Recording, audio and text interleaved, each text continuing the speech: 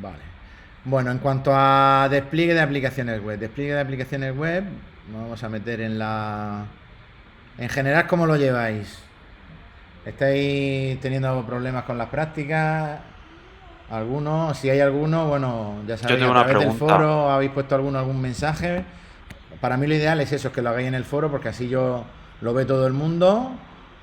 Por ejemplo, Antonina puso el tema del vídeo, pues se ve que se me pasó, entonces pues nada, pues todo el mundo lo puede ver, yo respondo ahí, todo el mundo ve la respuesta y, y nada, y lo solucionamos y lo vemos. Entonces, os voy a comentar cosas que he añadido. Bueno, me quiero ir antes a la presentación de la del módulo para que tengáis más o menos claro por dónde vamos, que es lo que yo uso para poner las fechas de las tareas. Si hay alguien que... Ha habido un par de compañeros que me han escrito diciendo que han tenido problemas para empezar el curso, que se van a poner al día, me han pedido que le amplíe plazo de entrega. Si hay alguien que la tiene hecha las primeras tareas y por lo que sea no le ha dado tiempo, que me lo diga y puedo habilitarle para que las pueda entregar, ¿vale?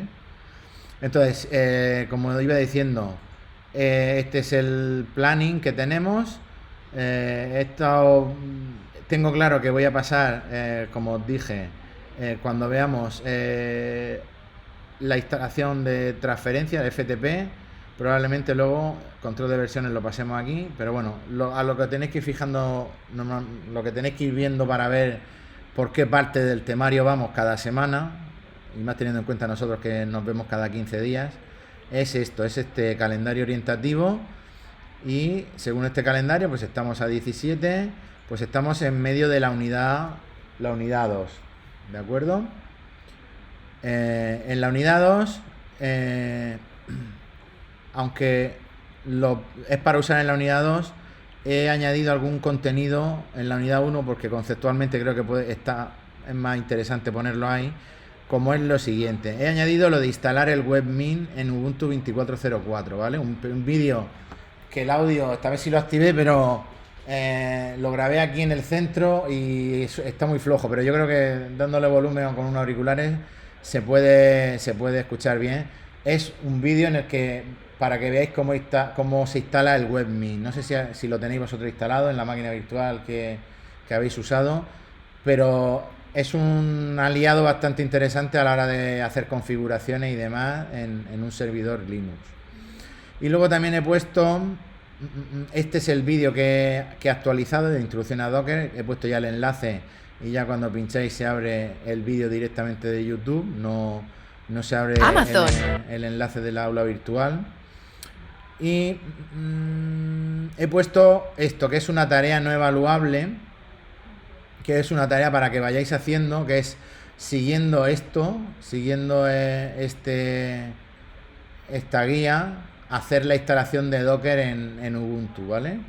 Esto siguiéndola, yo la he seguido y en principio te instala Docker en Ubuntu. Esto cuando instalas el server Ubuntu, te Sí, da la opción, sí, ¿no? dentro, De correcto, dentro, instalártelo. sí, hay una opción que te permite instalar Docker, incluso Kubernetes, creo, para Sí, yo lo tengo Kubernetes y en tal, lo el veremos más adelante, server.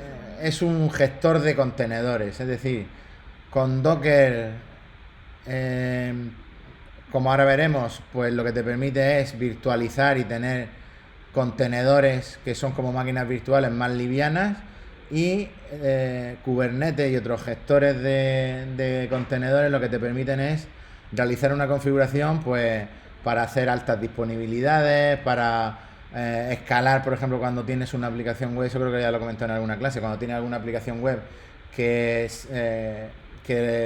quieres adaptar los recursos que tienes desplegados en tu servidor en base a la demanda de los clientes, pues puedes, estos gestores de contenedores te permiten pues instanciar más contenedores eh, o más contenedores conforme crezca la demanda, ¿de acuerdo? Entonces, pues bueno, la idea la he puesto ahí para que la hagáis y la podéis tener en vuestro equipo instalado Docker. Aunque también es verdad que yo recomiendo, porque ahora yo quiero ver ahora, a ver un poco que veamos si habéis empezado con Docker, si tenéis algún problema o un poco los conceptos básicos para alguien que no entienda muy bien cómo va. Mi recomendación es también que muchas cosas, por ejemplo, la tarea que he puesto, porque he puesto aquí una tarea de la unidad 2, bueno, porque la idea es que la unidad 1 va a ser la instalación de, pues, he puesto los contenidos que tienen que ver con instalación del servidor, con cosas teóricas del protocolo, HTTP, etcétera, y también de instalación de Docker básica. Y luego en la unidad 2 la idea es ya hacer alguna configuración pues de las dos cosas que estamos viendo, los dos tipos de despliegues que estamos viendo, aunque uno puede ser que esté incluido entre el otro. Estamos viendo por un lado trabajar con un servidor Apache con su PHP, su base de datos, y entonces en la unidad que os puse, en la tarea que os puse de la unidad 2, la primera tarea que os puse básicamente era configurar Apache, ¿vale? Entonces, voy a abrir en otra pestaña las tareas y así. La tarea esta de la unidad, a ver, esto de DAO 0201, esta tarea en qué consistía, básicamente consistía en crear hosts virtuales. De los que estáis aquí o conectados, ¿quién ha empezado la tarea ya y la tiene más o menos? Hola, ¿me escuchas, Sí, Juan? Mira, yo he empezado, he hecho la parte A. Me ha surgido una pequeña duda, sí, dime. porque yo tengo la máquina virtual con adaptador puente y me meto siempre de mi equipo local para ver si me muestra la página web. No me la mostraba al escribirla por el nombre, por tarea 2A. Entonces he añadido manualmente en el archivo host para que lo redirija, para que sepa, porque no hay servidor DNS en el servidor. Entonces no sé si tenemos que configurar un DNS o así ya te vale. Así se vale. De hecho, ha hecho lo que había que hacer. La idea era esa. La idea Vale. era que, evidentemente, como no tenéis ningún esos nombres de esos nombres que os pide aquí, claro, aquí os pide que hagáis un servidor que responda en el dominio tarea2a.com, en el otro en tarea3c.com. Claro, esos dominios no existen. Entonces, como bien dice el compañero, la idea es que editar el fichero de host con el equipo que accedáis. Si estáis usando, como aquí, la verdad es que no se pide como requisito, podríais usar una máquina virtual con Ubuntu Desktop y usar la propia máquina virtual para conectaros a los dominios. Entonces, editando el etc host de la máquina virtual, con eso valdría. Si queréis acceder desde el equipo anfitrión donde tenéis la máquina virtual, como era mi caso, yo en mi caso lo que tendría que hacer, como yo tendré la máquina virtual aquí, lo que tengo que hacer es editar el fichero de host para que cuando el servicio DNS, entiendo que todo el mundo entiende cómo funciona, o la idea del servicio DNS cuál es. ¿No? Entiendo que todos sabéis que el DNS es el servicio de internet que te permite pues poner aquí ead.murciaeduca.es, aquí en esta URL, aquí, cuando yo pongo aquí ead.murciaeduca.es, realmente yo estoy haciendo un equipo que tiene que tener una dirección IP, como todos sabéis. En internet todo, al final, funcionamos con direcciones IP. Pues nada, pues el DNS es un servicio que me convierte esto que yo tengo en una dirección IP, ¿no? Siempre se hace el símil que es pues como en las páginas amarillas cuando se llamaba por teléfono desde casa, pues buscaba un nombre de una persona y te daba su número de teléfono. Pues esto es una cosa parecida.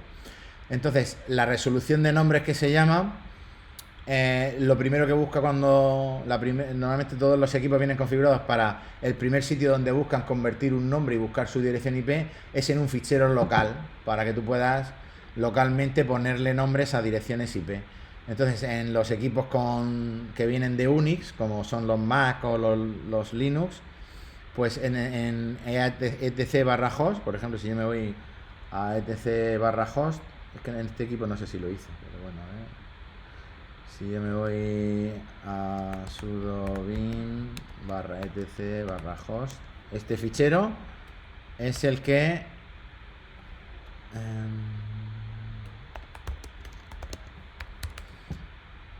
el primero que busca en el equipo cuando tiene que hacer una conversión. de nombres, una resolución de nombres. Eso es que si tarda tanto es que lo he puesto mal, ¿verdad? No, que estamos ¿veis? Que yo aquí por defecto en los equipos pues pone solo 127.0.0.1, que sabéis que es la dirección que identifica a la propia tarjeta de red de este equipo, de manera que cuando yo use en cualquier sitio localhost viene aquí, resuelve y me da esta dirección IP. ¿De acuerdo? ¿De acuerdo? Y si yo alguna vez uso broadcast host, pues ese nombre me lo va a resolver como esta dirección IP, que es la dirección de broadcast de la red. ¿Y esto sabéis qué significa el 2.2.1? No, estos son direcciones IP.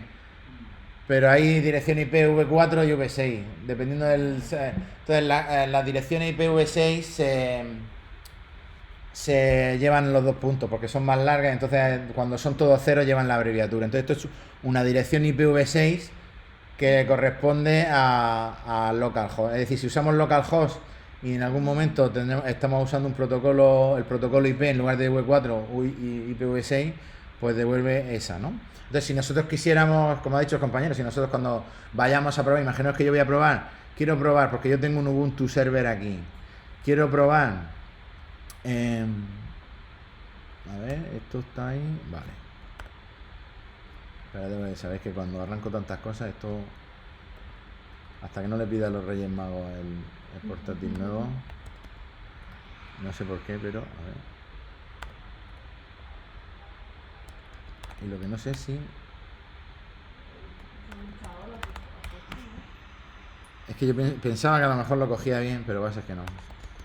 Lo que pasa es que yo lo que he tenido que hacer es hacerlo en Windows, en mi máquina. Claro, Windows tiene también, si buscas en internet, en Windows hay un fichero que funciona igual que Y el host. que el etc host. Está en la carpeta Windows, a ver, fichero host Windows, os dice el nombre del fichero, ¿eh? Aquí está, por ejemplo. Sí, ese es el que he tenido que modificar para poder meterme con la otra máquina. Porque en el Ubuntu Server, a no ser que me instale un navegador o algo, no puedo meterme. Claro, es que aquí está, mira, en Windows System 32 Drivers etc. Aquí hay un fichero host que funciona igual. Lo abrís y ahí ponéis pues los nombres que os pido aquí y así podéis probar que cuando ponemos un dominio, aunque sea la misma IP, tenéis que poner el nombre este de dominio y esto a la derecha y a la izquierda la misma IP, la IP de la máquina virtual del Ubuntu Server, que es con la que se puede acceder desde el equipo donde estéis haciendo esto, ¿de acuerdo? Entonces ¿qué decías tú que? Has dicho algo que... No, es que estaba diciendo algo y se me ha ido lo que me estaba diciendo. Que no, a no ser que instale un navegador, claro. ¿Qué pasa? Que Ubuntu Server por defecto no lleva interfaz gráfico. Entonces, otra opción es coger y instalarte un Ubuntu Desktop que lleva un navegador web y entonces trabajar solo en la máquina virtual. Eso, pues también podéis hacerlo si queréis. ¿Vale? A ver si ahora... ¿Y no sería válido instalarle un entorno gráfico al servidor? También, sí, correcto, también.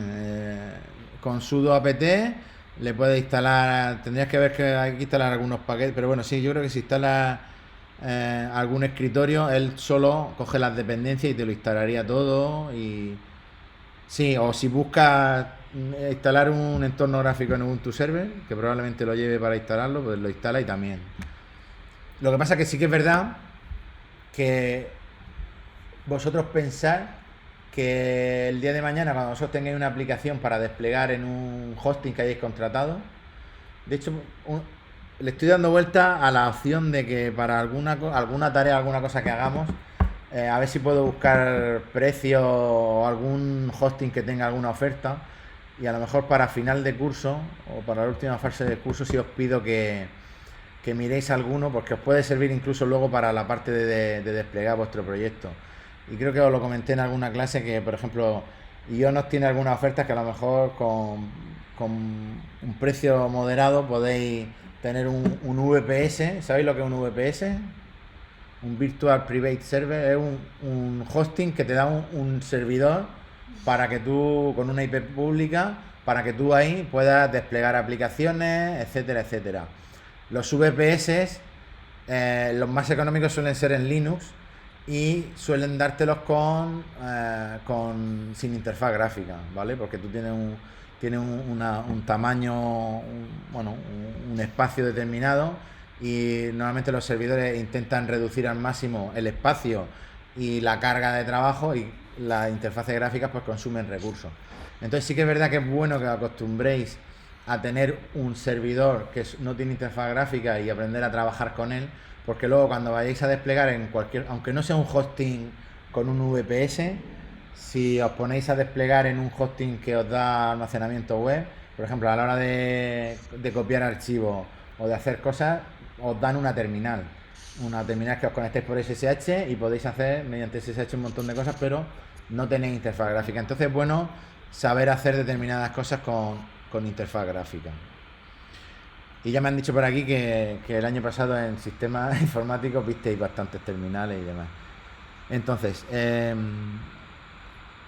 a ver, eso pues bueno, lo tenéis que tener en cuenta para la tarea esta, que sí hay que hacer lo del etc host.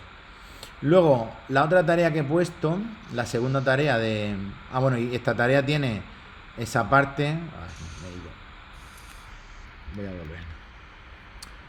La primera tarea tiene la parte de los hosts virtuales, y luego tiene una parte que es, mirando los apuntes, el tema de poner una seguridad por usuarios, creo que era.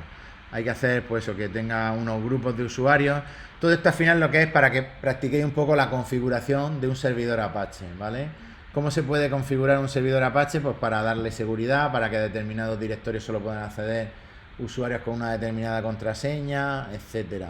Todo esto, esta primera tarea, digamos que está también en la parte de los apuntes que tenéis, los apuntes, digamos, oficiales del Ministerio, de la Consejería, que son estos, que los he estado viendo y voy a ver si, porque la versión de este curso no es la última. Todos los años, en el tercer trimestre, la Consejería hace unos grupos de trabajo donde actualizamos estos apuntes. ¿Qué pasa? Que por defecto nos cargan siempre los del año anterior, porque puede ser que el profesor, lo normal es que repita y que quiera tener los mismos recursos y demás. Entonces, yo creo que hay unos apuntes más actualizados con los enlaces que estaban rotos actualizados. Entonces voy a ver si puedo descargarme los fuentes, generarlos aunque sea en PDF y poneroslos, ¿vale? Para que veáis, es la versión de estos apuntes un poco más actualizada. Tampoco es que vaya a ser actualizada la última, pero bueno, por lo menos están un poco más con algunos enlaces rotos que hay aquí que ya no estarán. ¿Vale? Entonces esta parte de Apache y tal, la tenéis aquí, también la tenéis aquí en este fichero y aquí, ¿vale? Cualquiera de los apuntes oficiales o estos dos de aquí son los que van a serviros para hacer la tarea 1. Y la tarea 2 de esta unidad de trabajo es la tarea en la que empezamos o hacemos temas de Docker, ¿vale? ¿Vale? Básicamente consiste en, os pido que hagáis instanciéis un contenedor, realmente van a ser dos contenedores relacionados que siguiendo esta guía pues lo vais a lanzar, a crear en vuestro equipo y lo vais a lanzar, y os va a permitir hacer una instalación de WordPress. WordPress es un CMS, que esto significa Content Manager Software, creo que es. Software de gestión no sé, software o server. O service. Yo creo que es software. Software de gestión de contenido. Content Manager software. Es un software para gestionar contenido. ¿Vale? ¿Conocéis? ¿Quién de aquí conoce WordPress? ¿Vale? De los que estéis en casa, ¿alguno ha trabajado con WordPress? ¿Ha visto algo? Por lo menos, si habéis accedido a la web del centro, habéis accedido a un WordPress, porque la web del centro está hecha con WordPress. ¿vale? Hay otros gestores de contenido, Joomla también os sonará. La plataforma esta que estamos usando, igual que Aula Virtual, si habéis estado alguna vez en algún curso de aula virtual, que es lo que se usa en las clases presenciales, esos son gestores de contenido también. Lo que pasa es que son gestores de contenido especializados en e-learning, están pensados para hacer enseñanza a distancia. Tanto aula virtual como la plataforma esta de distancia digamos, el gestor de contenido que se usa por debajo es Moodle, ¿vale? Moodle y WordPress están hechos, en el fondo lo que hay por debajo son aplicaciones web que te permiten, pues, WordPress, tener una página web y añadirle contenido, añadirle un montón de cosas, configurarla sin tener conocimientos de programación, PHP, ni de CSS, ni de cualquier otro tipo, simplemente gestionándola. Moodle te permite, pues, tener un aula virtual, etcétera. Y por debajo, esos dos gestores de contenido y muchos otros trabajan con una base de datos, normalmente una base de datos MySQL o MariaDB, y el lenguaje de programación suele ser PHP. O sea que aunque el PHP se usa mucho en estos gestores de contenido. ¿Eh? Claro. Nunca me había fijado, pero sí. Sí, correcto. Entonces, muchas aplicaciones web al final son, pues eso es un desarrollo que se ha hecho en PHP o en algún otro lenguaje. Y bueno, pues los CMS, la idea de esto es que, siguiendo esta guía, practiquéis cómo en Docker crear un par de contenedores y desplegarlos, y con un WordPress ya instalado, y que podéis configurar los primeros pasos de WordPress, ¿vale? Aquí, para hacer esto, os recomiendo que, en lugar de usar una máquina virtual, porque yo me puse a hacer pruebas y tal, y claro, si vosotros hacéis por ejemplo, en el Ubuntu server este que tengo aquí, yo tengo Docker instalado ahí y hago la instalación de los contenedores, creo los contenedores, los instancio y los levanto. ¿Qué pasa? Que cuando tú instancias una máquina virtual, tiene una dirección IP, pero en Docker yo al menos no he conseguido configurarlo. Supongo que a lo mejor el que sea un experto en Docker es capaz de configurarlo, pero yo he tenido dificultad a la hora de configurar que esa dirección IP de los contenedores que se levantan en la máquina virtual esté accesible. Claro, como estoy en Ubuntu, si es un Ubuntu en el que tenéis interfaz gráfico, genial, porque cogéis y cuando hagáis esto, cuando hagáis lo que pone aquí en la guía, con que pongáis en la máquina virtual de Ubuntu Server, si tenéis interfaz gráfico, os vayáis a un navegador y hagáis localhost 2.8000, se os va a cargar la ventana para empezar a configurar vuestro WordPress.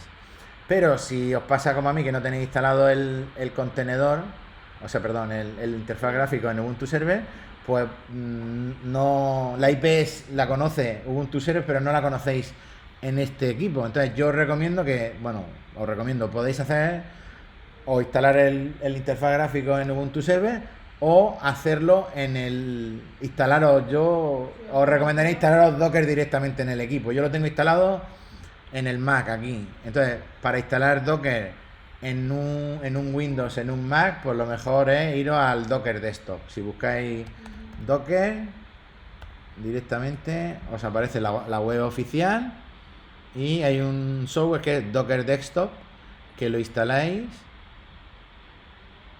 y tenéis Docker, Download Docker Desktop. Veis que están para Windows, para todas las plataformas, para Linux, para Mac, para los que tengáis chip Intel o la arquitectura RM.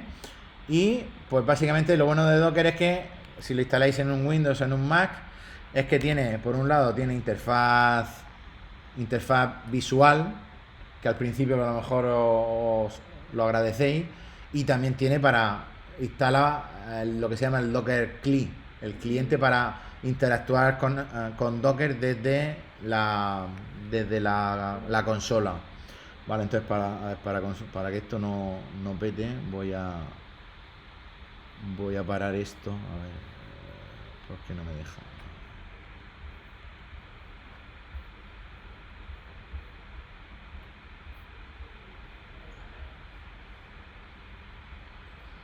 este es todo un pelín saturado. A ver, OBS, no, yo quiero irme aquí a la máquina virtual, aquí, y decirle máquina power off, shutdown, aquí. Venga, apágate.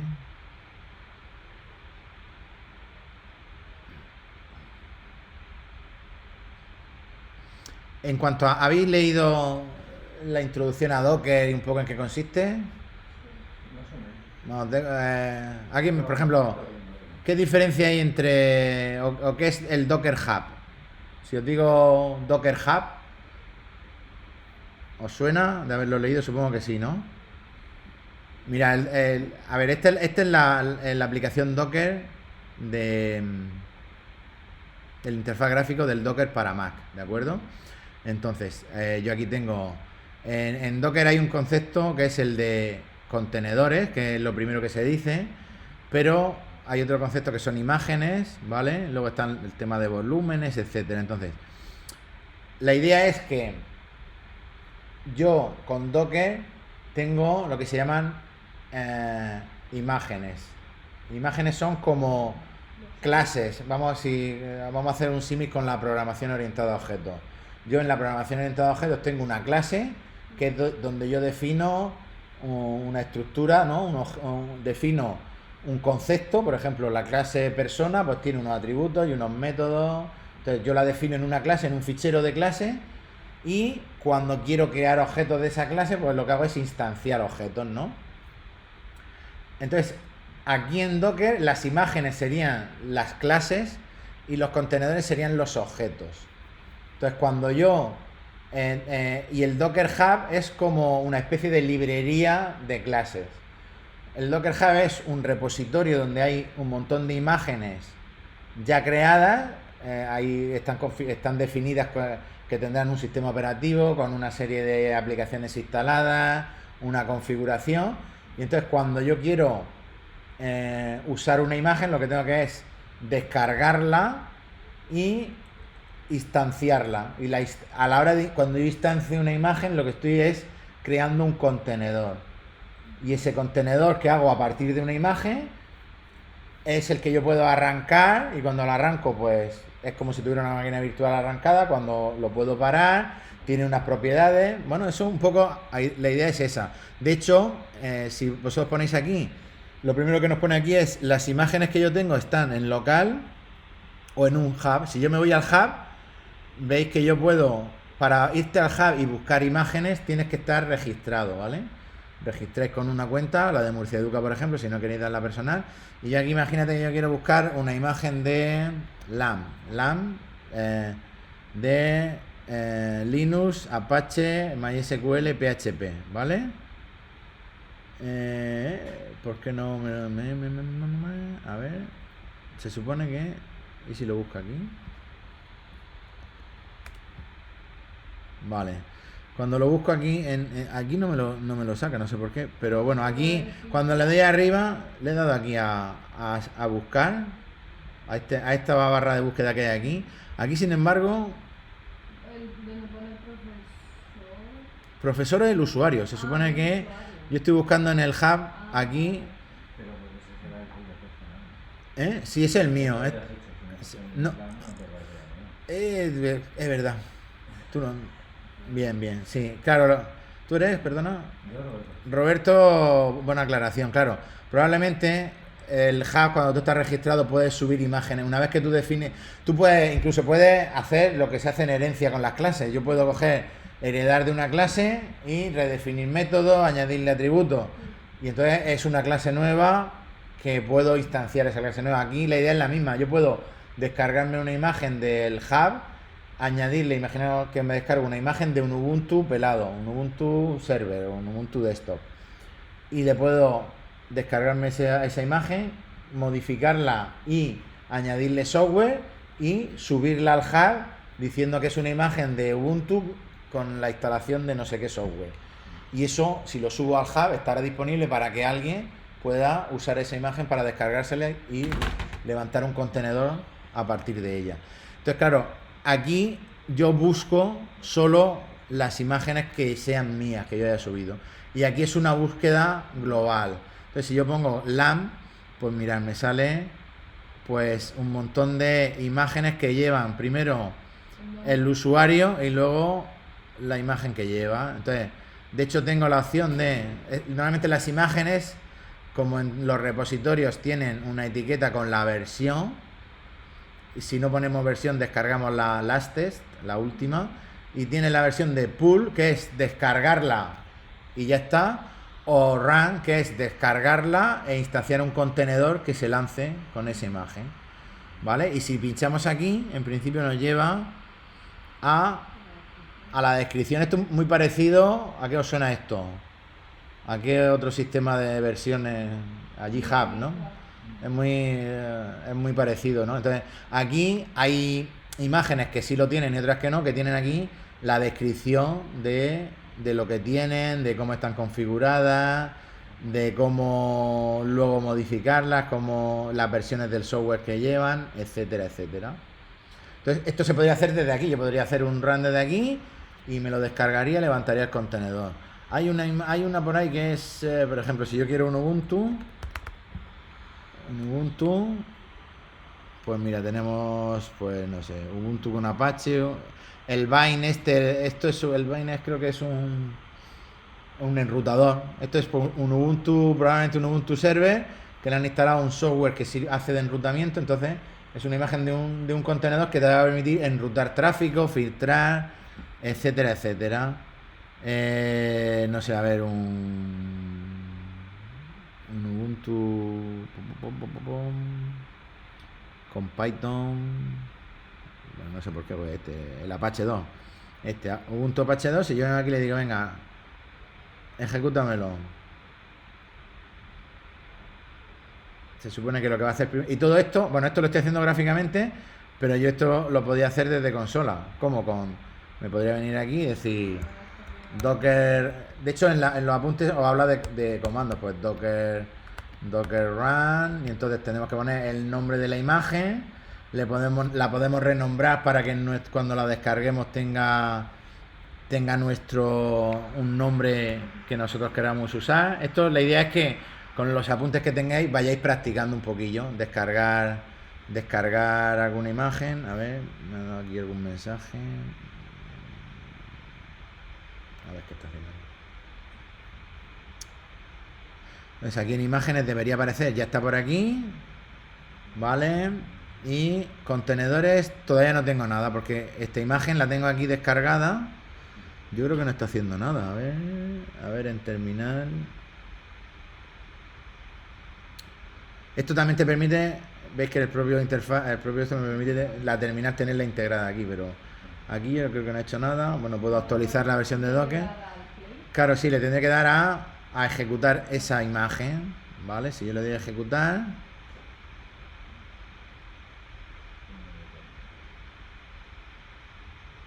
veis que arranca. Vale, entonces si yo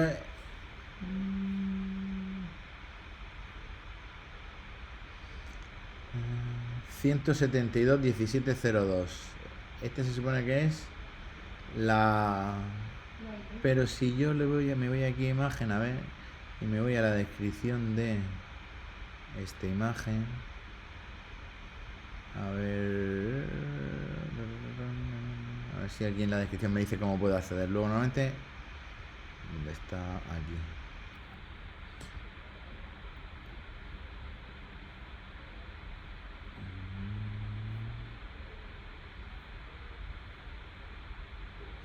Veis que desde consola se podría lanzar así, claro. Aquí me la lanza para decirme que me puede hacer que me redirige para que yo pueda acceder desde mi localhost.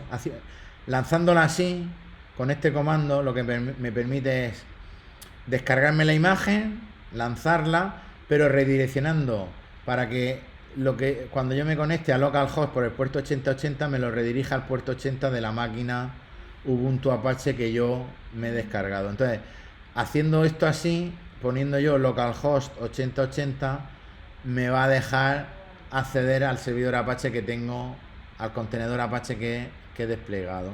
Porque si, como yo lo he hecho, tal como yo lo he hecho ahora, al no hacer la redirección 80-80, veis que me dice que nada. Entonces, una vez que nos pase eso, pues ¿cómo podemos? Pues podemos hacer lo siguiente. Podemos decir primero, hay una serie de comandos que os vienen, por ejemplo, docker ps.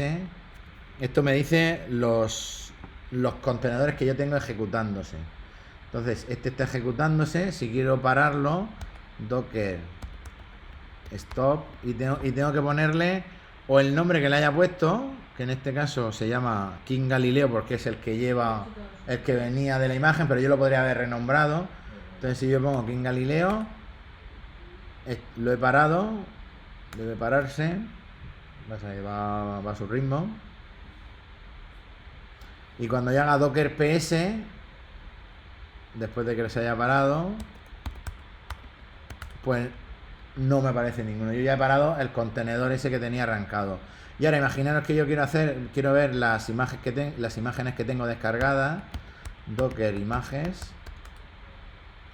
Y veis que tengo esta. Imaginaros que, mira, pues es que la he descargado más, quiero eliminarla y tal. Pues se puede hacer desde la aplicación, pero también se puede hacer con, a ver si yo me acuerdo, era docker remove imagen, RMI, y entonces Ubuntu Apache 2, que es la imagen. Veis que con el warp te autocompleta un montón de cosas, ¿eh? Esto, ¿vale?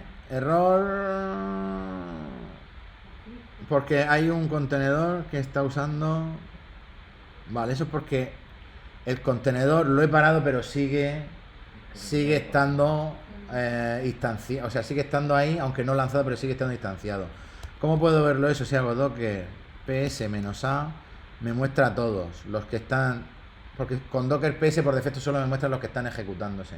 Entonces yo puedo hacer docker rm para remover un contenedor y decirle que quiero remover el King Galileo. Ahora ya he borrado el contenedor y ahora el docker rmi Ubuntu Apache ya me funciona, ya he borrado la imagen, ¿vale? Y son -10, vamos a hacer lo que me sugiere aquí. Yo, para hacer esto, lo suyo sería que me fuera aquí a Ubuntu, me voy aquí, le digo, me dice, ¿cómo es la manera de descargarte esto y lanzarlo? Pues con este comando, aquí, le doy aquí, le digo copiar, me voy a mi terminal y le digo control V, y entonces pues hace todo el proceso. Te dice, no lo encuentro en local, se va al repositorio.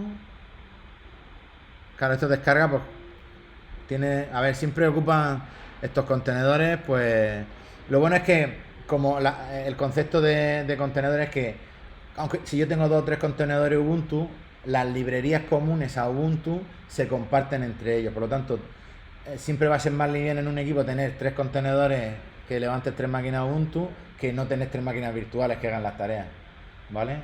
Y luego en la siguiente clase veremos cómo podemos, mediante un fichero de configuración, definir conjuntos de contenedores que trabajan e interactúan. Por ejemplo, para tener un servidor web Apache, la base de datos en otro contenedor que es como una máquina independiente, y así poder tener separados los servicios. Esto lo que pasa es que va a tardar bastante, ¿vale? Porque está desconectado. A nivel de seguridad, también más seguro tenerlo así, en diferentes contenedores. Si te hacen una Claro, RT, si alguien te entra al servidor Apache, la base de datos, correcto. Claro, siempre es más seguro. Vale, vamos a ir cerrando y practicarlo. Cualquier duda me lo decís y